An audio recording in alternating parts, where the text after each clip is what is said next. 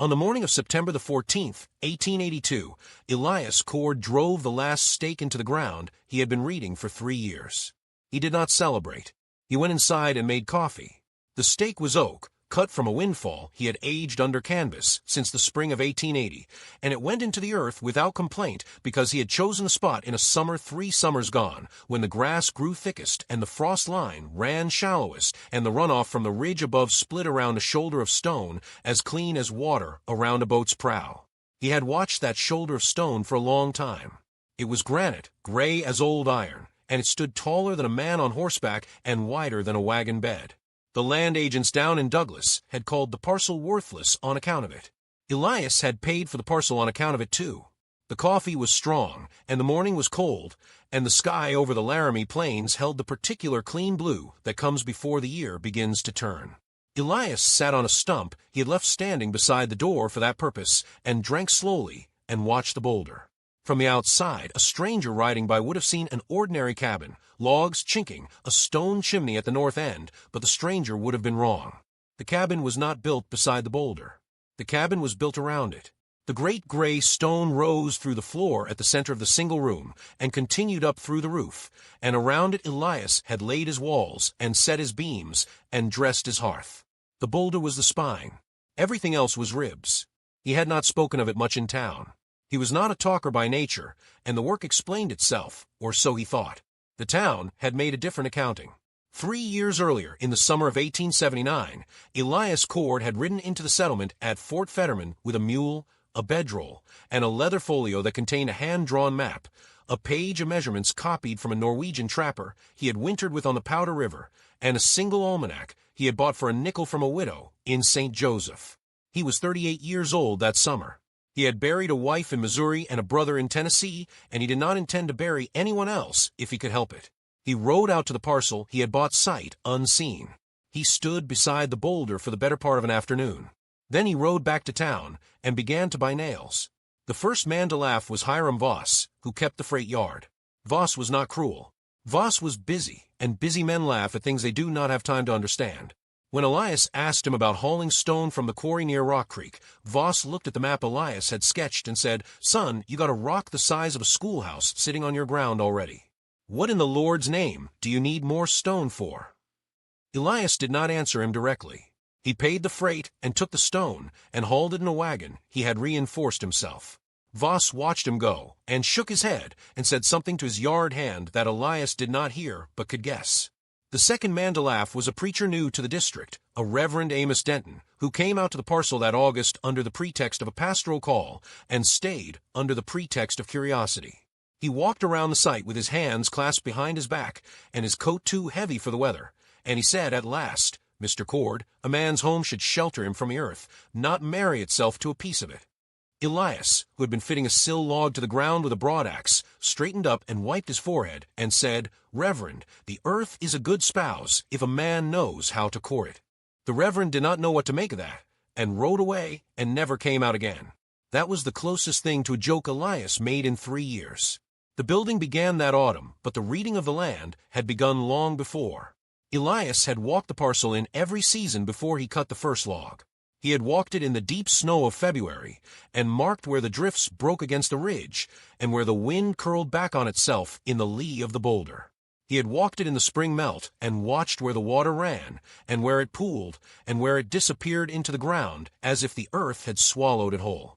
He had walked it in the dry heat of July, and lain flat on his belly beside the boulder at noon, and felt the coolness that came off the stone, as if from a cellar door.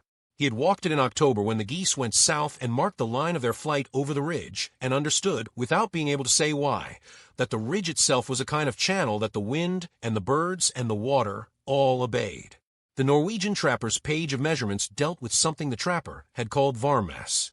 Elias did not speak Norwegian, but the trapper had drawn diagrams, and Elias understood diagrams.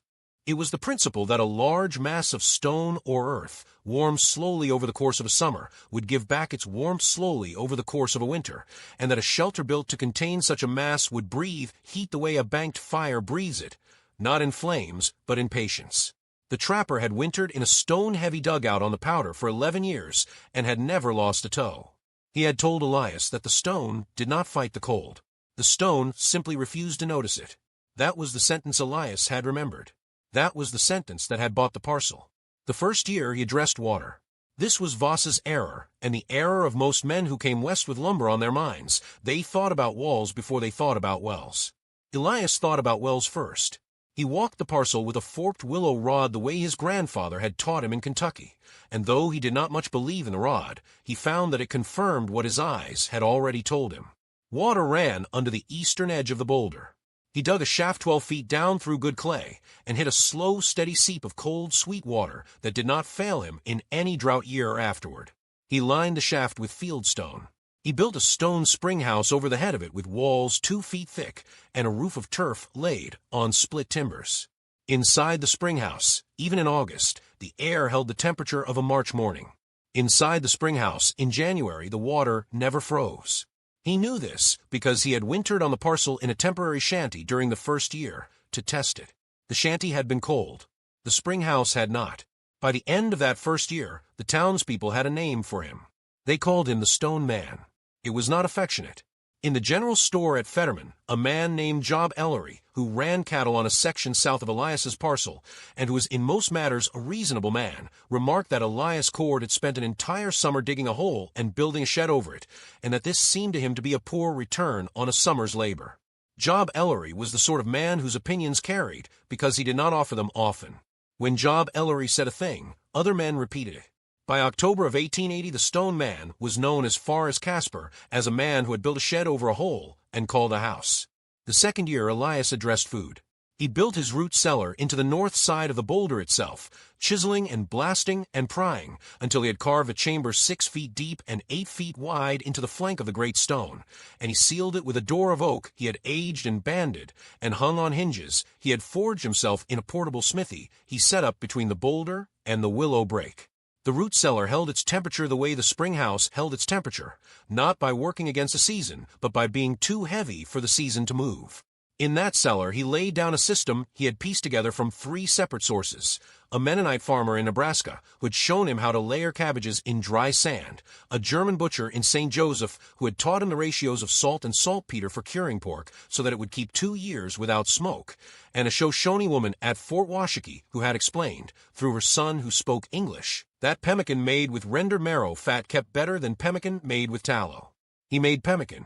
He made sausage. He made kraut in stoneware crocks. He put up beans and squash and hard apples wrapped in newspaper. He smoked venison in a small smokehouse he built against the leeward side of the boulder, where the smoke would draw upward along the stone and cure the meat evenly. By the end of that second year, he had food enough to feed a family of 4 for 18 months, and he lived alone. That was when the tone of the mockery changed. In the summer of 1881, Elias's sister Mary came from Illinois. She was 2 years older than he was, and she had raised him after their mother died, and she had a way of looking at him that no other person on earth could match. She came off the stagecoach in Douglas with a carpetbag and a face already set against what she expected to find. Elias met her with the wagon and drove her out to the parcel. She said nothing on the ride. She walked around the boulder and the spring house and the root cellar and the half-finished cabin and the smokehouse and the willow brake and the 4 cords of firewood stacked in the peculiar herringbone pattern he had learned from a Danish sailor in Omaha. She walked around it all twice. Then she sat down on the stump beside the door, and she cried. Elias sat beside her and waited. He knew his sister. She did not cry from weakness. She cried from what she had decided. Elias, she said at last, you have not been right since Sarah died. He did not answer at once. He watched a red-tailed hawk turn on the wind above. The ridge. I am asking you, she said. I am not telling you. Come back with me to Alton. There is work at the mill. There is a room in my house. You are building a monument to a woman who has been in the ground 11 years. You are digging your own grave and calling it a house. He turned his head slowly and looked at her. He loved his sister. He had loved his sister every day of his life. He said, Mary, I am not building a monument. I am building a place to keep warm. She looked at the boulder that rose through the middle of the unfinished roof. A place to keep warm, she said. Elias, there is a rock in your house. Yes, he said. There is a rock in your house, and you are going to sleep beside it in the winter. Yes. She was quiet for a long time. Then she said, in the voice she had used when he was 7 years old, and had done something she did not understand, and could not forgive, I will not come out here again. If you want to see me, you will have to come to me. He drove her back to the stagecoach in the morning. She did not look at him when she boarded. He stood in the road and watched the coach until the dust of it thinned into the yellow grass. Then he rode home and worked until dark. That was the third form of mockery, and it was the hardest. Voss's laughter had been thoughtless. The Reverend's disapproval had been abstract. Mary's grief was neither. Mary's grief was intelligent, and it was aimed at him, and it was rooted in love, and the only defense against it was to keep working. So he kept working. He would think about her sentence about the rock in his house for the rest of his life. He never did think of a better answer than the one he had given. The third year addressed heat and structure. This was the year the building came together, and this was the year the town's conviction that he was mad hardened into a settled truth. The walls went up around the boulder in a plan he had drawn and redrawn 100 times.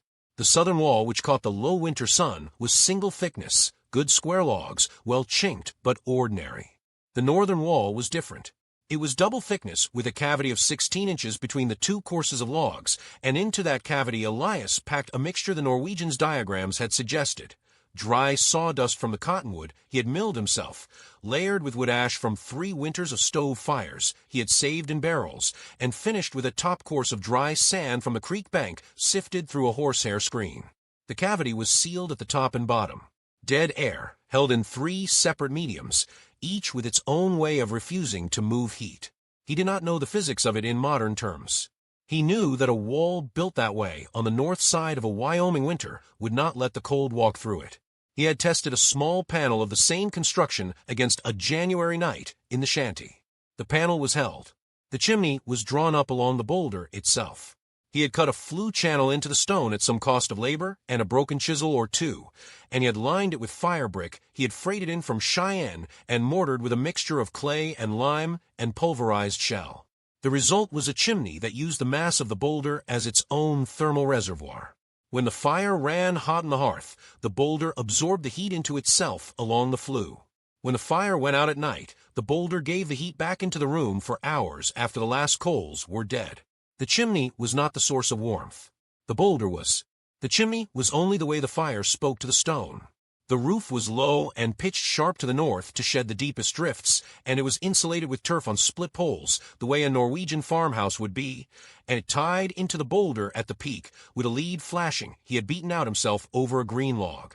There was a single door on the leeward side of the boulder, south by southeast, in the pocket of stillness the boulder created no matter how hard the wind came off the plains.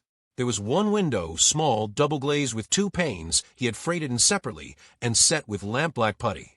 The single room, when it was finished in the late summer of 1882, was warm before he had ever lit a fire in it. The stone had been drinking from the sun all summer. The stone was already at work. He drove the last stake, as we have said, on the morning of September the 14th. He made coffee. He sat on the stump. He watched the boulder. And the town, when word reached it that the stone man's cabin was at last complete, sent no one out to see it. There was no ceremony. There was no visit. Job Ellery, riding south along the trail to check a stray, saw the finished roof from a distance and remarked to his hand that the stone man had finally put a lid on his fool's errand, and the hand laughed, and they rode on. That was the whole of the reception. Elias did not mind. He had not. The place to be seen. He had built it to hold. The autumn was ordinary. He cut and stacked one more cord than he thought he would need. He salted down a hog he had raised on windfall apples from a wild orchard down the creek. He fixed a stirrup on the mule's harness. He wrote a letter to Mary that he did not send. He read the almanac by the window on the short evenings and marked what he saw against what the almanac predicted, and he found, as he had for 3 years running, that the almanac was often wrong about the sky over the Laramie Plains, and that his own reading of the sky was often more nearly right. He did not think this made him wise. He thought it made him local. The first snow came on the 18th of October. It was light, and it went away by noon the next day. The second snow came on the 3rd of November and stayed. By the middle of that month the ground was white and hard, and the creek ran under a lid of ice thick enough to walk on. He drew water from the spring house and cooked his meals slowly and read by the window in the afternoons when a light angled in across the boulder and warmed the room the way the sun warms a hand held near a stove. He was not lonely. A man who has built the thing he set out to build is rarely lonely for the duration of the first winter inside it. On the 9th of January in 1883, the barometer in the almanac, which he kept on the sill, began to fall. It fell on the 10th. It fell on the 11th. On the 12th it fell so far that he tapped it twice to be sure it had not broken. On the evening of the 12th, he stepped outside and stood in the pocket of stillness beside the door and looked up at a sky the color of a bruise. He could smell the storm coming the way a man can smell rain from a distance in the summer, a low, sharp smell of iron and paper. But this was different. This was heavier. This was a smell that had traveled a long way to reach him.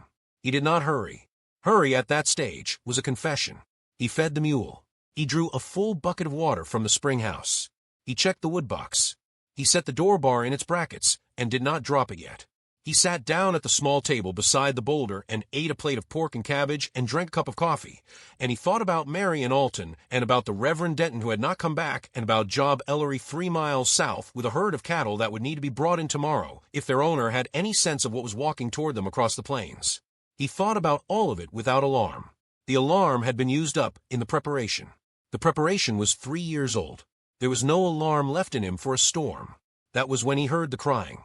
It was a thin sound, barely more than a note, and it came from somewhere on the other side of the north wall. He set down his cup. He listened. He heard it again.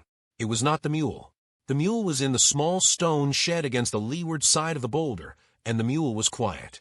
It was not the wind, which had not yet risen. It was a human sound, and it was small, and it was coming from the outside of a wall he had built to keep the world out. He had prepared for the cold. He had prepared for hunger. He had not prepared for the sound of a child crying on the other side of the wall. He rose and took down the lantern and lit it and stepped outside into a night that had cooled 20 degrees since supper. He walked the perimeter of the cabin slowly, one hand on the log to guide him, and he found them at the base of the north wall in the shallow lee where the drifts had already begun to bank. A woman, thin as a rail, wearing a coat too light for the country. A child of perhaps 6, wrapped in a horse blanket. A boy of perhaps 10, standing very straight and trying not to cry. The woman looked up at him, and her face was the face of a person who has decided not to ask and is asking anyway. "Mister," she said, "our wagon broke a wheel 4 miles east. My husband is gone. He walked for help. He has not come back." Elias looked at her. He looked at the sky. He looked at the boy, standing very straight. "How long has he been gone?" he said. "Since noon." That was 7 hours. In this cold, and with what was coming, 7 hours was already too many. Elias did not say this. He said, "Come inside." They came inside. He shut the door behind them and dropped the bar. He set the woman by the hearth, and he wrapped the child in a wool blanket he took from the chest at the foot of his bed, and he gave the boy a cup of the coffee that was still warm on the back of the stove. He asked no questions that could wait. He watched them thaw. He watched the child's fingers uncurl from the blanket like a fern uncurling in spring. He watched the boy's face change from stone to skin. "What is your name?" he said to the woman. "Ada Wren," she said. "This is Sarah. This is Thomas." The name Sarah went through him the way a shallow cold current goes. Through a swimmer. He did not show it. He nodded. He said, "My name is Elias Cord. You are welcome here. There is food. There is water. There is more of both than you can eat or drink between now and spring. Your husband is not coming back tonight. In the morning we will look for him. Tonight you will sleep by the fire." Ada Wren began to cry. Elias let her cry. He went to the door and stepped outside again and stood in the pocket of stillness and listened to the wind that had begun to move in the tall grass beyond the willow brake. It was starting. He looked once at the boulder rising above the roofline against the dark sky, and he went back inside. The blizzard of January 1883 is remembered by the men and women who lived through it as the worst storm to cross the Laramie Plains in that generation, and there are old accounts in county papers that hold it above the storms of 87 and 88 for pure malice. It came in the small hours of the 13th, and it did not stop until the afternoon of the 16th. 92 hours of wind and snow, temperatures that fell to 38 below zero in the still air, and dropped past what any thermometer at Fetterman could record in the wind. Cattle froze standing up. Horses died in their stalls if the stalls were not right. 2 men on the trail to Douglas were found the next spring within sight of a barn they had not been able to see.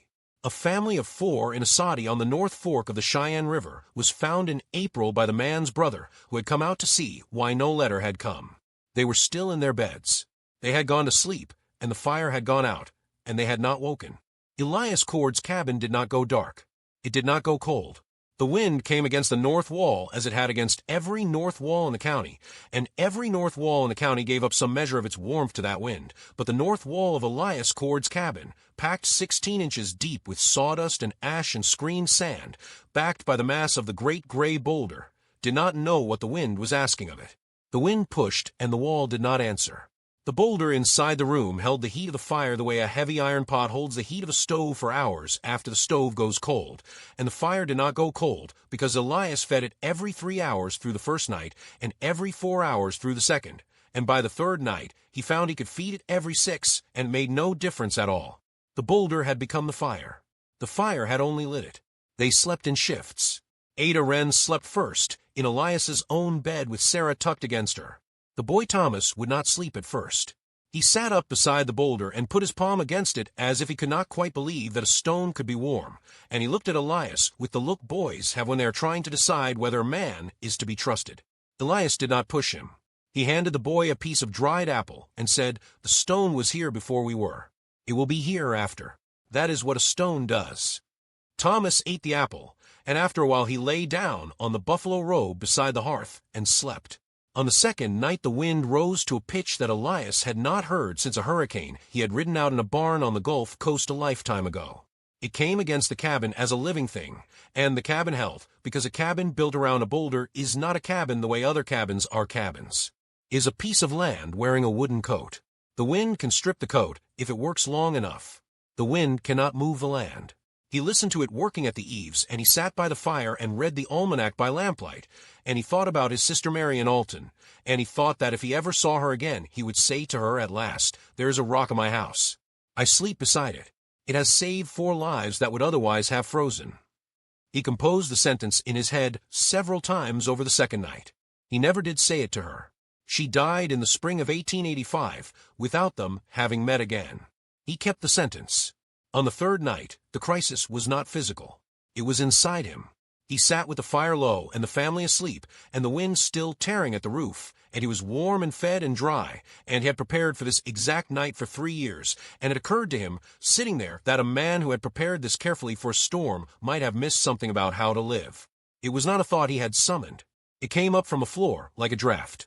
He had spent 3 years reading land and hauling stone and packing walls and curing meat, and he had not written more than 1 letter, and he had not gone into town more than he could help, and he had let his sister leave in tears, and he had let a reverend ride away puzzled, and he had let Job Ellery decide he was a fool. What had he built? He looked around the room. Ada Wren asleep in his bed. The girl. Sarah curled against her mother, her face slack the way only a child's face goes slack in sleep. The boy Thomas beside the hearth with his hands still on the boulder, as if the stone were a dog he was petting in his dreams. What had he built? He had built a place where 4 strangers could sleep through the worst night of a Wyoming winter without waking. That, perhaps, was an answer to how to live. It was not the answer he had been looking for, but he saw, sitting there in the low light of the fire, that it might be sufficient. He fed the fire once more and lay down on the floor with a folded coat under his head and slept. The wind fell on the afternoon of the 16th. It fell all at once, the way a large thing falls, and the silence after it was so complete that Elias woke from a doze at his post beside the hearth, thinking that something had gone wrong. Nothing had gone wrong. The wind had stopped. He rose and stepped outside into a world that had been remade. 4 feet of snow lay against the north wall of the cabin. 6 feet lay against the willow brake. The ridge above the parcel was a smooth white curve without a single feature to mark it as the same ridge he had walked in July. The sky was the pale, bright blue of a piece of scrubbed china. The air was so cold it stung the back of his throat when he breathed. He stood in the pocket of stillness beside the door, and he looked at his boulder. Steam rose faintly from the stone where the morning sun had begun to touch it. It was working. It had never stopped. He rode out that afternoon on the mule, breaking a trail east along the line the woman had described, and he found Ada Wren's husband 1.5 miles from the wagon in a hollow of buffalo grass where he had lain down out of the wind. The man had been dead since perhaps the night of the 13th. Elias sat on the mule for a long moment looking down at him. Then he dismounted and covered the man with his own coat and marked the place with a broken stake so he could find it again when the ground softened enough for a burial. He rode back to the cabin in the failing light. He did not have to tell Ada Wren. She saw his face when he came through the door, and she sat down on the bench beside the boulder, and she did not cry. She used to cry on the first night. She put a hand on the stone, and she held it there for a long time. The town rode out 4 days later. They came on horseback and by wagon along a trail that had been broken open by a party of men from Fetterman. Job Ellery was among them, and Hiram Voss, and the Reverend Amos Denton, who had lost a parishioner in the storm, and was riding the district to see who else had been taken. They came to Elias Cord's parcel because a rider had passed through and reported smoke from a cabin, and smoke from a cabin after the storm of January '83 was, in that country and that week, the kind of news that pulled men out of doors. They rode up in the mid-morning, and they sat their horses at the edge of the willow brake for a full minute before anyone dismounted. They were looking at the boulder. They were looking at the roof. They were looking at the smoke rising steady and thin from the flue Elias had chiseled into the stone. Job Ellery got down first. Voss followed him. The Reverend Denton sat his horse a moment longer, and then he too dismounted, and the three of them walked up to the door together, and Elias opened it before they knocked. He did not say, "I told you so." He did not have to. The room said it for him, and the room said it without gloating, because the room had not been built to gloat. It had been built to hold. Ada Wren was at the stove making bread from flour Elias had ground in a small hand mill he had built into a bench beside the boulder. The girl Sarah was playing with a wooden horse on the floor at Thomas's feet. Thomas was reading, of all things, the almanac. The room was warm. The room smelled of yeast and pork fat and coffee and clean wool. The boulder rose through the middle of it like the trunk of a tree in a clearing, and the fire in the hearth burned low against the base of the stone, and the men from Fetterman stood in the doorway, and did not speak at first because there was nothing for them to say that would not sound smaller than the room itself. Elias took their coats. He set them by the fire. He gave each of them a cup of coffee. He asked Job Ellery how many heads Job Ellery had lost. Job Ellery said, 42. Elias nodded. He asked Voss how the freight yard had come through. Voss said the roof went on the north shed. Elias nodded. He asked the Reverend Denton how many of the district's families had made it through without loss. The Reverend Denton looked at the floor and said, fewer than half. Elias nodded again. He asked no other questions. He did not ask them about their preparations. He did not need to. Their preparations were written on their faces. They stayed an hour, and they ate what Ada set before them, and they rode back to Fetterman in the early dark. On the ride back, Job Ellery did not speak for a long time, and when he did speak, at the fork in the trail where his path branched south, he said only, "I have known Elias Cord for 4 years, and I have not known him at all." Voss did not answer. The Reverend Denton said, "There are things a man builds that a preacher does not know how to bless. It is possible I have been in the wrong trade." No one repeated any of these sentences in town. They were sentences meant to be said once, and then thought about, and that is what the three men did with them. Ada Wren stayed until the ground softened in April, and then she buried her husband on a knoll a mile east of Elias's parcel, and she took her children back east on a train paid for by a subscription that Job Ellery started and that Hiram Voss finished. Elias saw her off at the station in Douglas. She said at the end, "I do not know how to thank you." He said, "You do not need to." She said, "I will tell my children about you for the rest of my life. They will tell their children."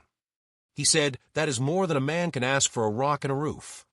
She kissed his hand, a thing he had not been prepared for, and a thing no one had done to him since his wife had died in Missouri, and she got on the train, and the train left. He rode home. He put the mule up. He went inside and sat down beside the boulder, and put his palm against it, the way the boy Thomas had done on the first night. The stone was warm. It was always warm in that room, in every season, because the stone had learned to hold what the room gave it, and the room had learned to hold what the stone gave back. It was a marriage of a kind. Mary had been closer to the truth than she knew when she came out from Illinois. A monument, she had called it. She had been wrong about the shape, but not about the meaning. It was a monument. It was a monument to patience. Spring came on slowly that year, as it does in Wyoming. Elias began a new project in the first warm week of May. He dug a second trench along the south side of the boulder, wider than the first, and he began to lay the foundation for an addition, a second room, larger than the first, with its own smaller chimney drawn up along a second face of the stone. He did not explain to anyone what he was building or why. He did not need to. When Job Ellery rode by in June and saw the new trench and the piled stone and the fresh-cut timbers curing under canvas, Job Ellery did not laugh. He rode down off the trail and dismounted and helped Elias set a beam that was too heavy for one man, and he did not say a word about the beam or the trench or the plan, and when the beam was set he tipped his hat and got back on his horse and rode away. That was the whole of it. That was the whole of the answer Elias had waited 3 years to receive, and he received it without ceremony, the way most true answers are received. The edition was finished by the autumn of 1884. It had 4 beds in it. Elias did not say who the beds were for. He wrote a letter to his sister Mary in Alton, and he told her that he was thinking of her, and that there was a room in his house now that had a window facing the south, and would suit a woman who wanted the winter light. She did not live to read the letter. It reached Alton 3 days after her burial, but her daughter, Elias's niece Hannah, read it, and Hannah came out in the spring of 1885 with 2 children of her own, and she stayed. There were enough rooms. There would always be enough rooms. That was the point of the Boulder. It could hold whatever a family built around it. The man who prepares for a storm he may not live to see is either a fool or the only wise man in the valley. Time tends to settle that argument. If this story stayed with you, the next one is already waiting by the fire.